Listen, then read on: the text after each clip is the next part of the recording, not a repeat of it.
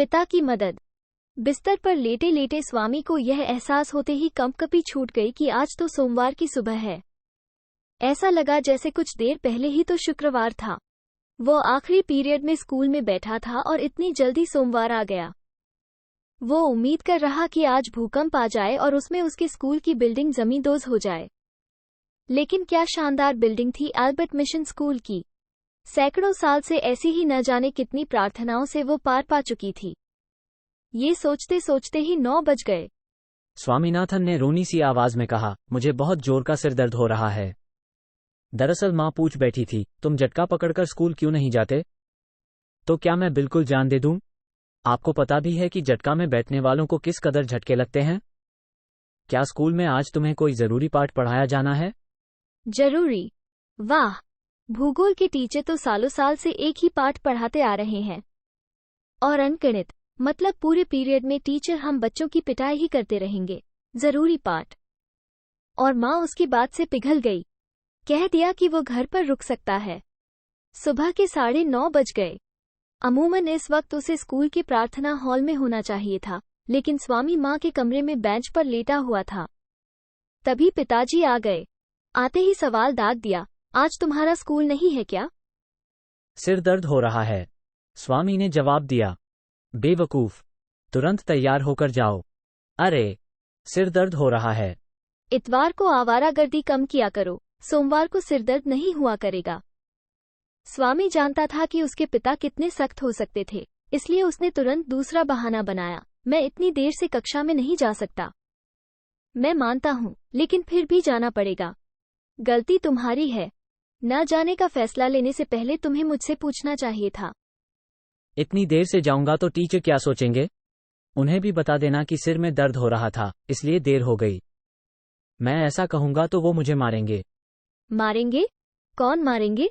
देखता हूँ। नाम बताओ उनका। सैमुअल। क्या वो बच्चों को मारते हैं?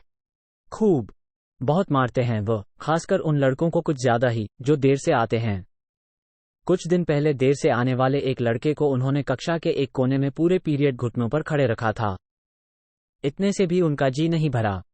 उसे छड़ी से 6 बार पीटा और कान भी मरोड़े। मैं सैमुअल सर की क्लास में देर से बिल्कुल भी नहीं जाना चाहूंगा। अगर वो इतनी ही मारपीट करते हैं तो तुम लोग इस बारे में हेडमास्टर से क्यों नहीं बताते? वो कहते हैं कि उनसे हेडमास्टर सर भी डरते हैं। वो बहुत हिंसक आदमी हैं। इसके बाद स्वामी ने उन्हें सैमुअल सर की मार पिटाई के किस्से बताने शुरू कर दिए। बताया कि वो छड़ी से बच्चों को जब पीटना शुरू करते हैं तो तब तक पीटते रहते हैं जब तक हथेली से खून न निकल आए। फिर बच्चों से उनका खून भरा हाथ अपने माथे पर लगाने को कहते हैं ताकि माथे में लाल निशान दिखता रहे। स्वामी को उम्मीद थी कि इतना सब बताने के बाद उसके पिताजी मान जाएंगे, कह देंगे कि चलो आज स्कूल मत जाओ। लेकिन उनका रुख तो उम्मीद से बिल्कुल उलट साबित हुआ। वे एकदम उत्तेजित हो गए। बोले, हमारे बच्चों को इस तरह पीटने का क्या मतलब है? ऐसे सुअरों को तो नौकरी से निकाल बाहर करना चाहिए। मैं भी देखता हूँ। नतीजा ये रहा कि उन्होंने एक तरह से चैलेंज ले लिया और स्वामी को देर से ही स्कूल भेजने का फैसला कर लिया। वे स्वामी के हाथ हेडमास्टर के नाम एक पत्र भी लिखकर भेज रहे थे। स्वामी ने इसका खूब विरोध किया, लेकिन सब बेकार। उसे स्कूल जाना ही पड़ा। जब तक वो तैयार हुआ, पिताजी ने हेडमास्टर के नाम एक लंबा पत्र लिख डाला। उसे एक लिफाफे में डाला और उसे सील कर दिया। पिताजी, आपने इसमें क्या लिखा है? स्वामी ने बेचैनी से पूछा। इसमें तुम्हारे लिए कुछ नहीं है। इसे हेडमास्टर सर को दे देना और अपनी कक्षा में चले जाना। क्या आपने हमारे सैमुअल सर के बारे में कुछ लिखा है? उनके बारे में बहुत सारी बातें हैं। जब तुम्हारे हेडमास्टर ये चिट्ठी पढ़ेंगे तो वे शायद सैमुअल को स्कूल से निकाल ही देंगे। हो सकता है पुलिस के हवाले भी कर दें। उन्होंने किया क्या है, पिताजी? इस पत्र में सब कुछ लिखा है जो उन्होंने किया है। तुम इसे अपने हेडमास्टर को दे देना और अपनी कक्षा में चले जाना। और हाँ, शाम को हेडमास्टर से इस पत्र की एक पावती भी जरूर लेते आना। स्वामी स्कूल चला गया, लेकिन उसे लग रहा था कि वो दुनिया में सबसे झूठा इंसान साबित हो रहा है। उसकी अंतरात्मा उसे परेशान कर रही थी। उसे पक्का यकीन नहीं था कि उसने पिताजी को सैमुअल सर के बारे में जो कहानी बताई है वो कितनी सही है। वो तय नहीं कर पा रहा था कि उसने जो बताया उसमें कितनी सच्चाई है और कितनी कल्पना। वो कुछ देर के लिए सड़क किनारे खड़ा हो गया ताकि सैमुअल के बारे में ठीक ठीक किसी नतीजे पर पहुंच सके। उसे लगा कि सैमुअल सर इतने बुरे इंसान भी नहीं हैं। निजी तौर पर देखें तो वो औरों की तुलना में ज्यादा मिलनसार और हंसमुख हैं। कभी कभी तो वो स्वामी की सुस्त मिजाजी को लेकर एक दो चुटकुले ही जड़ देते हैं। स्वामी भी इसका बुरा नहीं मानता, बल्कि सोचता है कि वो उसका खास ख्याल रखते हैं। लेकिन इसमें भी कोई शक नहीं कि वे लोगों से बहुत बुरी तरह पेश आते हैं। उनकी छड़ी लोगों की हथेलियों की चमड़ी उधेड़ देती है। स्वामी ने ऐसी एकाध घटना याद करने की कोशिश की, लेकिन उसकी जानकारी में उसे ऐसी कोई घटना याद नहीं आई। सालों साल पहले जरूर बताते हैं कि उन्होंने पहली कक्षा के किसी बच्चे को मारा था। हथेलियों से खून निकल आया तो उसे उस बच्चे से अपने माथे पर लगाने को कहा था। लेकिन इस घटना को भी असल में किसी ने देखा नहीं था। पर सालों से यही कहानी लड़कों के बीच कहीं सुनी जाती रही है। सैमुअल की शख्सियत के बारे में स्वामी के दिमाग में विरोधाभासी विचार उमड़ घुमड़ रहे थे। ये सोच सोचकर उसका सिर चकराने लगा कि वह अच्छे इंसान है या बुरे। पत्र में उन पर जो आरोप लगाए गए हैं वे लगाने लायक भी है नहीं। स्वामी का मन हुआ कि वह उल्टे पैर घर लौट जाए और पिताजी से याचना करे कि वे अपनी चिट्ठी वापस ले लें।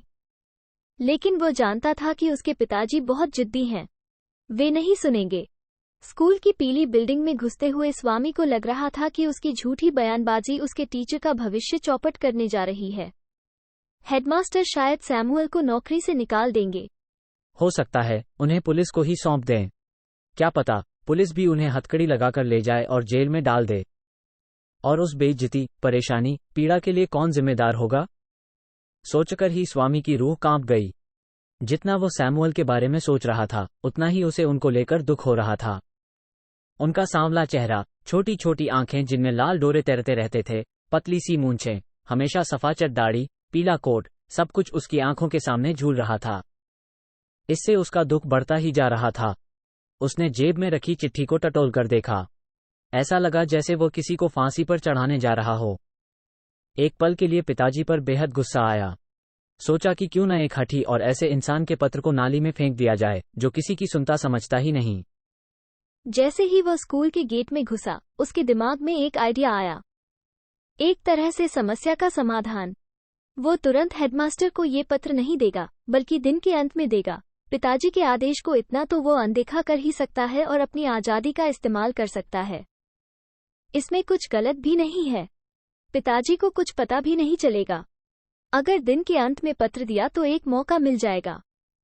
हो सकता है दिन भर में सैमुअल ऐसा कुछ करें जिससे पत्र में लिखी बातें सही साबित हो जाएं। स्वामी कक्षा के गेट पर पहुंच गया। सैमुअल सर ही अंकगणित पढ़ा रहे थे। उनकी नजर स्वामी पर पड़ी। उसे लगा कि वो अब उसकी चमड़ी ही उधेड़ देंगे। लेकिन सैमुअल ने सिर्फ एक सवाल किया, क्या तुम अभी कक्षा में आ रहे हो? जी सर। तुम आधे घंटे देर से आए हो। मैं जानता हूं। स्वामी को पूरा भरोसा था कि सैमुअल अब उस पर टूट पड़ेंगे। बल्कि वो तो भगवान से मना रहा था, हे तिरुपति नाथ, सैमुअल सर मेरी पिटाई कर दें। तुम देर से क्यों आए? स्वामी कहना तो चाहता था ताकि ये देख सकूं कि आप क्या करते हैं, लेकिन सिर्फ इतना ही कह पाया, सिर दर्द हो रहा था सर। तो फिर तुम स्कूल आए ही क्यों? सैमुअल से इस सवाल की स्वामी को उम्मीद नहीं थी। मेरे पिताजी ने कहा कि मुझे क्लास नहीं छोड़नी चाहिए सर, स्वामी ने कहा। सैमुअल इससे बेहद प्रभावित हुए। बोले, तुम्हारे पिताजी सही कहते हैं, समझदार इंसान हैं। हम चाहते हैं कि सभी माता पिता उनके जैसे ही हों। ओह बेचारा, स्वामी ने मन ही मन सोचा, जानता नहीं है मेरे पिताजी ने इसके लिए क्या इंतजाम कर रखा है। हालांकि अब वो सैमुअल की शख्सियत को लेकर और ज्यादा उलझ गया था। ठीक है, जाओ अपनी सीट पर बैठो। क्या अब भी तुम्हारे सिर में दर्द है? थोड़ा थोड़ा है सर। स्वामी अपनी सीट पर जा बैठा। उसका दिल फटा जा रहा था। वो अब से पहले कभी सैमुअल जितने अच्छे इंसान से नहीं मिला था।